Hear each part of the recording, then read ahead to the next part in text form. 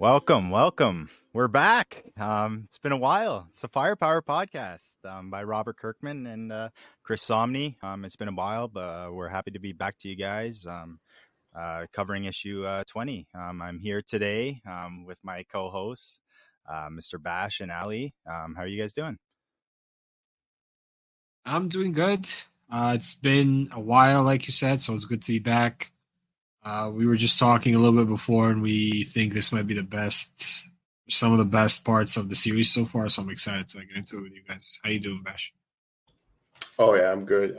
Do really like these issues. This is the part of the run that's my favorite personally, and one of my favorite characters in this series, Master Shun, for sure, makes some big plays in this issue, like building up over the last few issues. Which, if you remember, like there was a hiatus before Firepower came back during that time, so they came back. You know, it's like Die Hard with a Vengeance, basically. It came back hard, so can't wait to talk about it. Yeah, that's awesome. And I was actually going to ask you guys. I don't know if you guys have dug into it, but yeah, I just kind of had a crazy day of studying, but was able to finish the first episode of Blue Samurai on Netflix. So it's like a Netflix exclusive.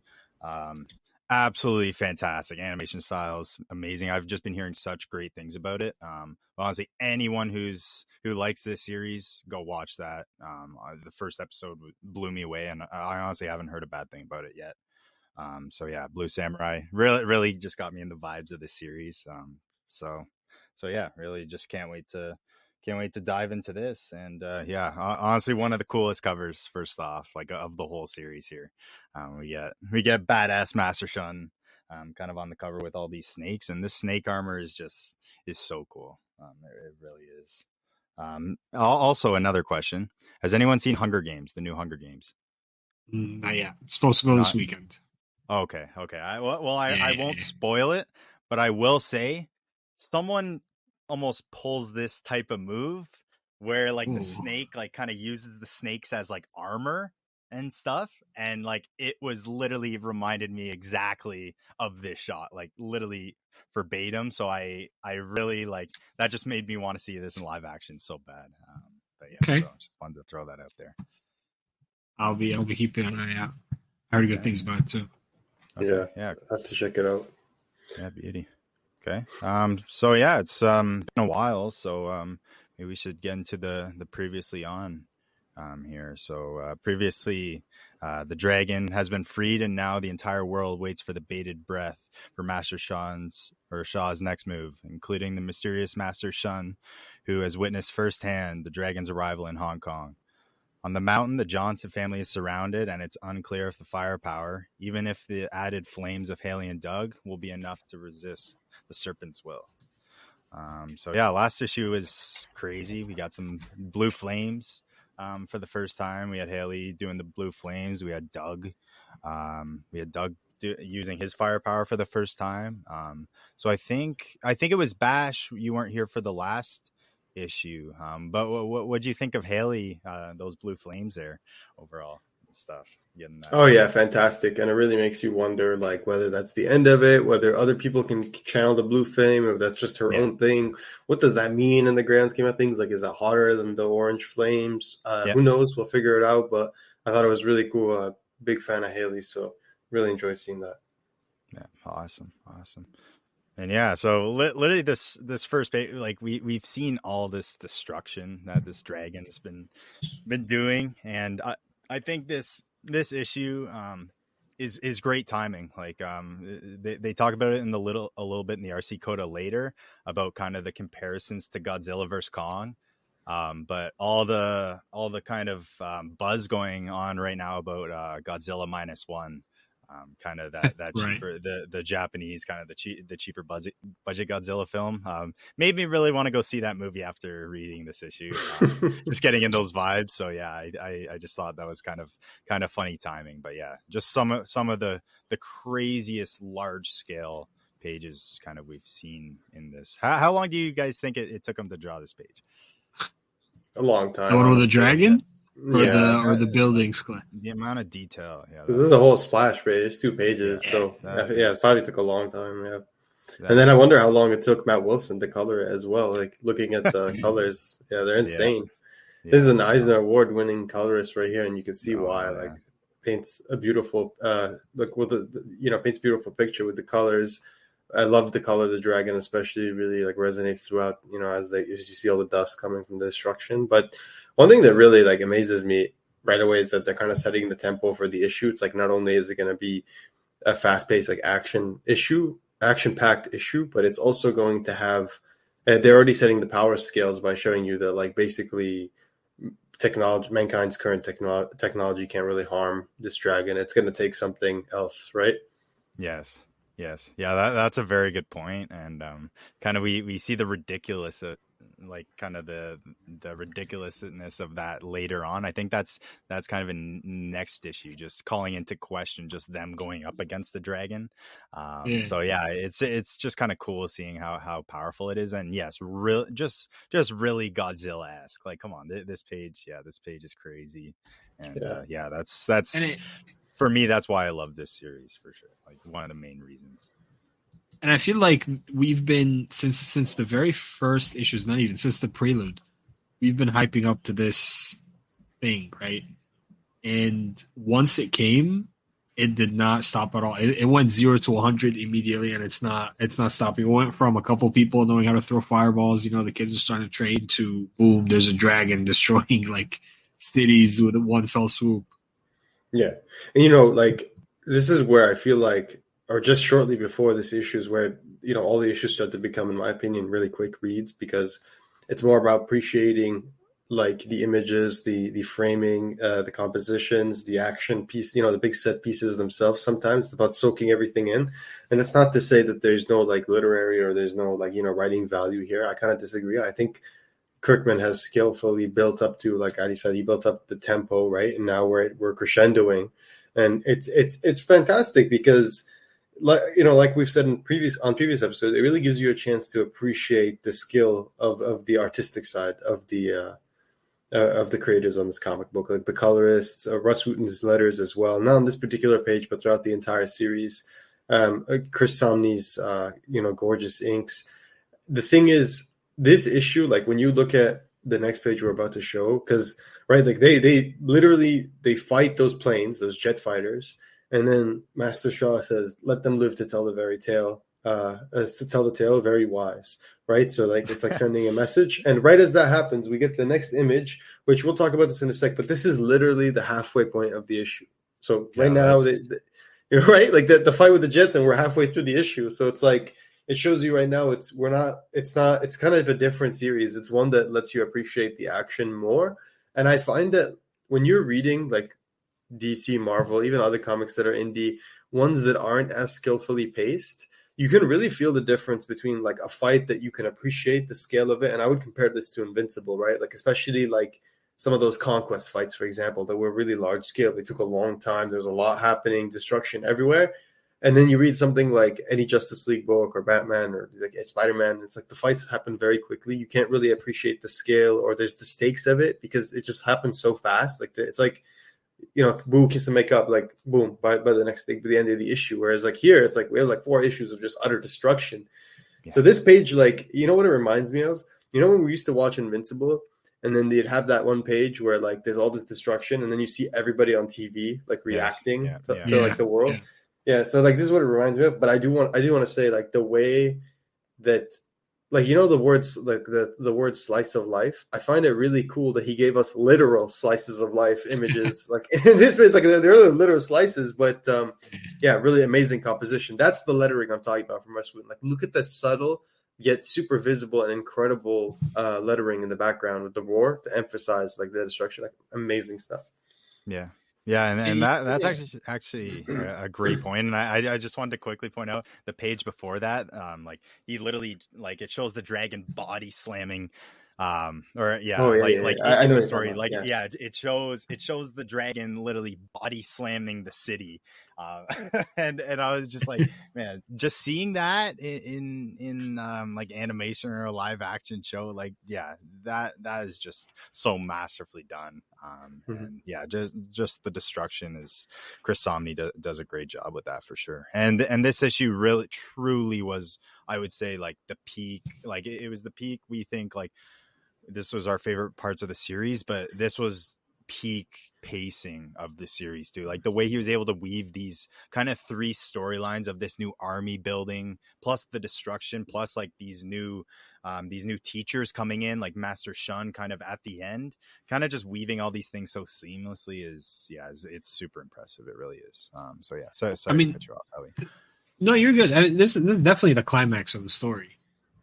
Whether it was meant to or not, this is definitely the climax. This is where everything has been building up to. It's finally happening. The scale or the stakes went from just Owen and his circle to the entire world now. And kind of like Bash said, just the spectacle of it alone is worth reading the book for.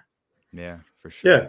Like in hindsight, the pacing is a lot better because we're currently, as we're speaking, we've already read 28 and 29. We of course won't talk about that at all, but when you read it, like when you reread the series, you honestly appreciate the pacing a lot more because it feels so much more fluid in that respect. When you're reading it month to month, it's hard to appreciate the fluidity because I feel like there's a bit of experimental approach here in terms of how they're pacing the series because they're really allowing the action to breathe. And when you're reading something like, for example, Birds of Prey, you expect that, right? Because it's going to be an ongoing book. It's not an indie. It's completely different in terms of like the approach. But with something where it's not the same, I think it's harder to do because he gave us the right amount of time to appreciate and develop with these characters, see how they change over time. And then you're really going to feel that in the next few issues, which I think is really, truly amazing, especially on the reread. So credit to everybody working on this. They did a really good job. But, like you said, multiple storylines. So like right on the next page, which is right after the halfway point of this issue, we see that we're back in the snow, in the mountains with the, with Owen and the Johnsons and Waylon and everybody, the Resistance, basically. And we see that they're getting their ass beat, their ass handed to them. We could see some of the, obviously they're working with different people. But right now, they're concerned. There's a really funny moment where Owen just like is really worried about Ling Zan. So he yells Ling Zan. And then the first thing Kelly does is just turn around and just stare at him. And he's so happy. And he just has this weird look on his face like, oh shit. But that's where we get this next page. That's where we get this next page where they're surrounded as they recover, they gather their breaths and everything. They realize they're surrounded by all these snakified, serpentified, what do you call it? I'm assuming enemies. Those are like defeated soldiers, They kind of fell in the fight or something, or basically zombies. Are they dead or okay. So they are that's pretty freaky then. Well, actually, because once the snakes drop them, right, they're back to life. Spoiler, kind of later on. Right? So were they alive the whole time? Like they were just possessed, or can these snakes literally resurrect people and then give them life? No, I think they're possessed. Yes. Yeah, I think they are possessed. Yeah. And I'm wondering too. This has got me thinking. In a few pages ago, when you said Master Shaw told the dragon, let him live so they can tell the tale. That makes me think he doesn't control the dragon. I feel like the dragon kind of has a will of its own at this point. Yeah, that's true. That's a good point. And this is definitely a concerning situation for sure for them. And I love seeing like, what do you guys think of the government in the next page here? So after we move back to the fight with Master Shah. He comes down from the dragon, really epic scene as he's walking down surrounded by tanks and guns. That's where the leader of the nation comes to talk to him, and he says, I'm ready to hear your demands. And that's where Master Shah kills all his bodyguards, yanks him using the serpent by the throat, no less. Very interesting death grip right there. And he says, he basically just gives him a monologue, saying like, do you feel safe in your towers of steel? Have you been preparing for this day? And then he's just like, we destroyed everything. And when he lets go of the guy, the guy gets into the surrender posture immediately. And then Master Shah says this really cool line where he says, yes, it has been a long time, but I recognize the familiar posture of surrender. So this is all just to show us that the point of this issue right now, at least from that story thread, is to say that the only way that someone's going to solve this, it's going to be like Owen Johnson and the firepower. Like that's the only solution to this. It's not going to be a human solution. It's not going to be like work together with the world. No. It's going to be like we need some superpower to take down this dragon because it's way too strong. Yeah. I feel like it also solidifies like the legend of Mr. Shaw, right? There's always been a point of contention. Is he even real, let alone that strong? But now we know. Yeah. Yeah, and I think I want to get your guys' thoughts on this. I thought this was one of the more interesting parts of the whole issue is really when this army becomes depossessed, I guess you could say. And Master Shaw kind of giving back or kind of taking the snakes away and kind of taking their weakness as surrender. Do you think like is he just fucking around with them or like what's his angle here? Were you guys surprised he just let them go or what was your guys' take on that?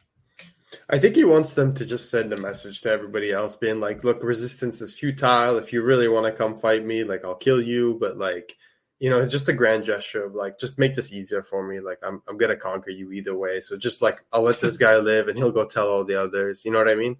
Sure. That sort of he's thing. not in a rush. I guess he's not. Yeah. He's been a stone. Yeah. He's been a stone for hundreds of fucking years. Yeah. Fair.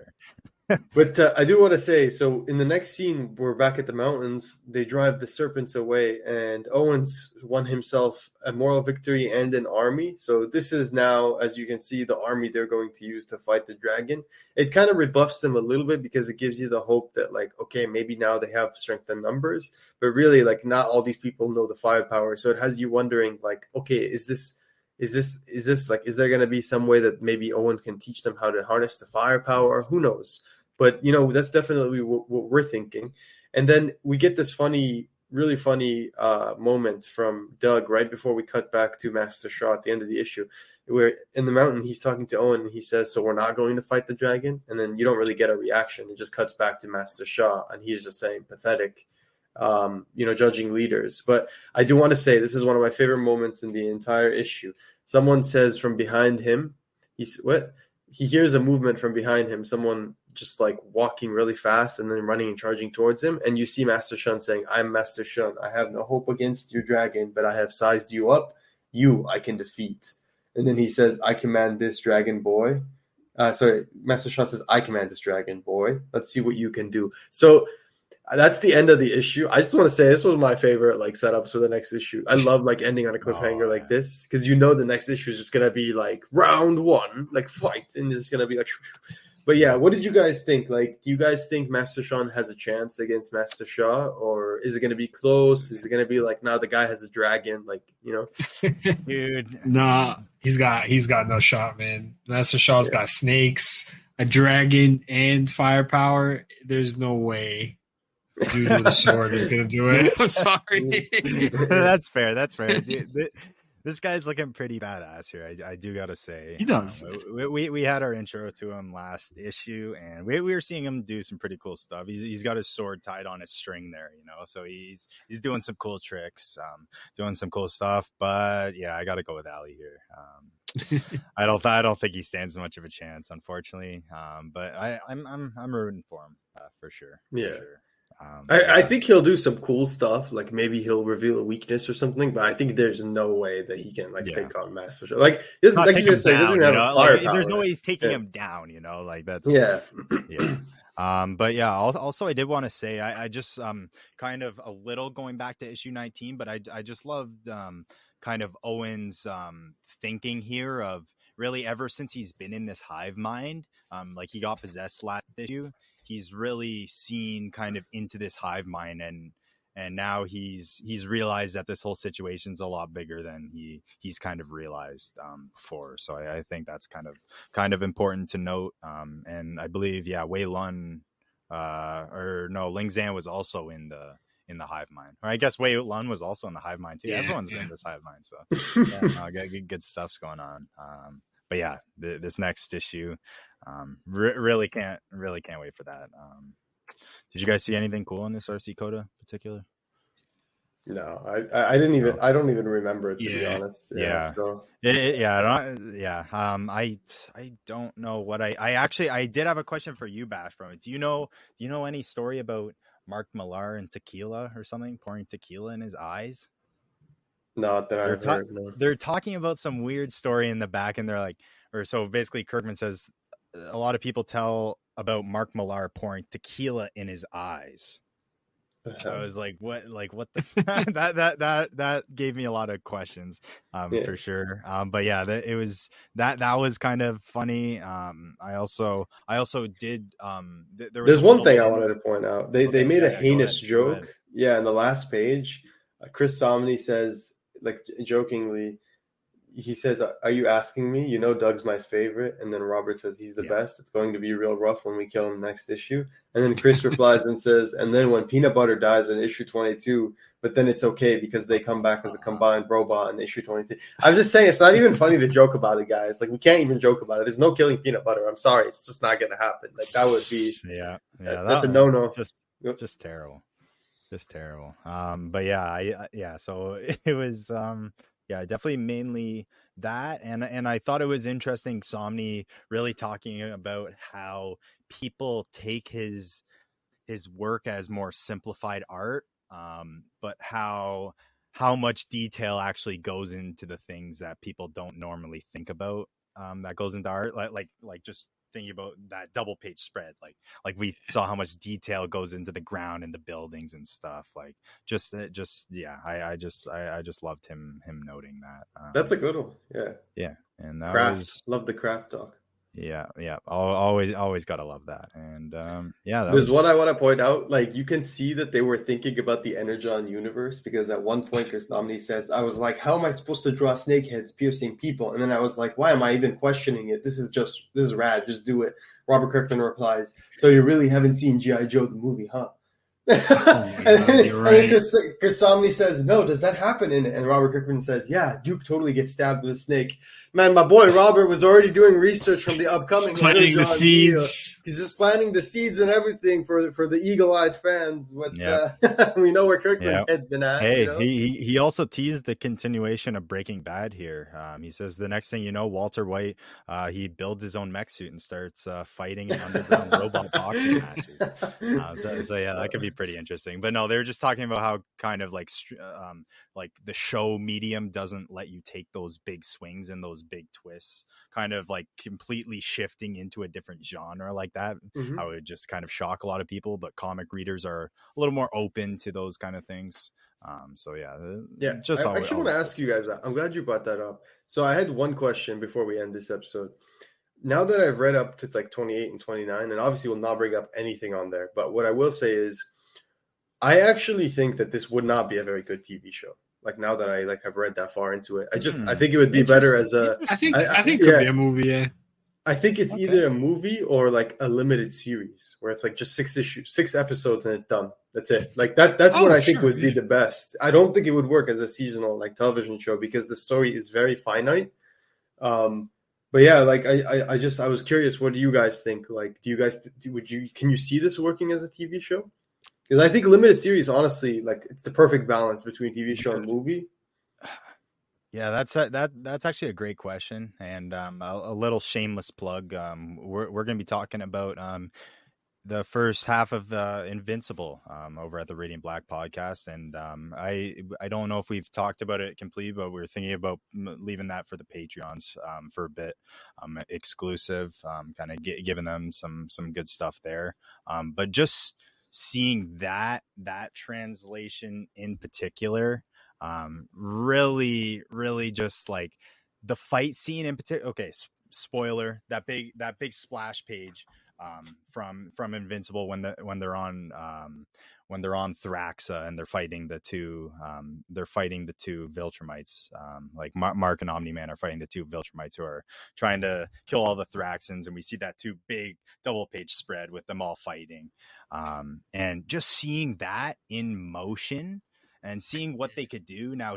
If you picture that in this, and you see some of the dope ass double page spreads we've got, putting that into motion, I'm like, man, I don't know what they could do with this series, and I would just trust, I think, whatever Kirkman would want to do. I think.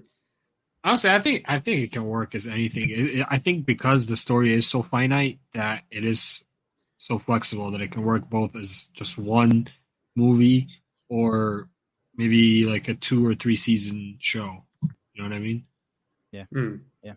Yeah. No, that's true. That's It'd a be good like question. the 3 or 5 episode seasons. There'll be short seasons. There'll be short. I never said you're gonna get a 30 episode season, No, but mid-season No, just finales say- after yeah, one just- episode. Yeah. Yeah. Well, since you That's how we do since you brought up Invincible, right? Like, how long do you think Invincible is gonna be? How many seasons? Each Like season we got what, 8 episodes? Yeah, I 7, think 8. 7 seasons. Yeah, I think like because 7 like, or 8. dude, look at how much of the book they've covered. I think they've covered like non-linearly, because linearly is very hard to. I can tell you where they've pulled from, but like they skipped some things linearly, but non-linearly they've already covered like 40 issues. So it's like when you think about that, that's a lot, right? Like that. Like think about it. Invincible War happens in 60, and we're already like setting that up right now.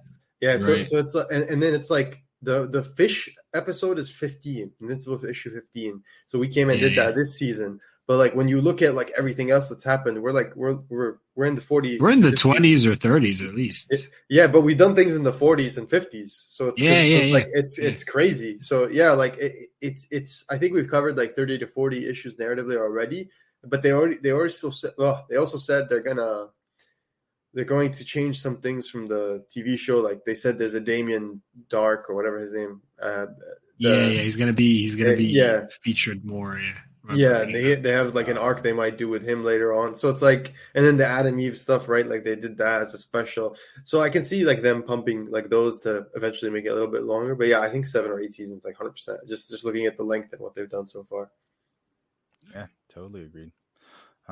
Okay. Do you guys have anything else on this issue, or? I think we've covered it well enough. I think that kind of does it. Okay. Spoilers. We're gonna be going into issue 21 soon. So you guys will be getting that soon, and can't wait to get into Master Ping here and some of the other masters. So I guess what we can reveal is during this time we found out that actually Firepower is ending with issue 30. Yeah. So Kirkman designed it originally to be like Oblivion Song, where it's 36 issues or 6 trades, and he said that even though this one's 30 issues, the prelude makes up for like 6 issues to make it feel like 36. Yeah. Yeah. That's right. He says something about that in the most recent issue, saying like, I wish I kind of didn't say that because then people are going to expect my future titles to be 36 issues. But if you guys remember on one of the previous episodes, we actually said that. We actually said we think it's going to end around the same time as Oblivion Song because it's shaping up in the same way pace-wise. So I thought that was very interesting. I am a little bit disappointed because it seems like in some ways they're not going to pursue alternative storylines. It's just the main story that we're focusing on, the resolution, the main baseline story that's been, Master Shaw and all that. So that part kind of let me down, but who knows? In the future, they could do it. Like, Chew, the series Chew, where the guy like eats food and gets like all these memories. Okay, so it's like there's a it's a really good series. This like I can't remember if it's a cannibal or some dude who everything he eats, he gets the memories of the thing he eats. So like he goes to like crime scenes and eats like takes a piece of like dead people so he can like help with the murders and everything.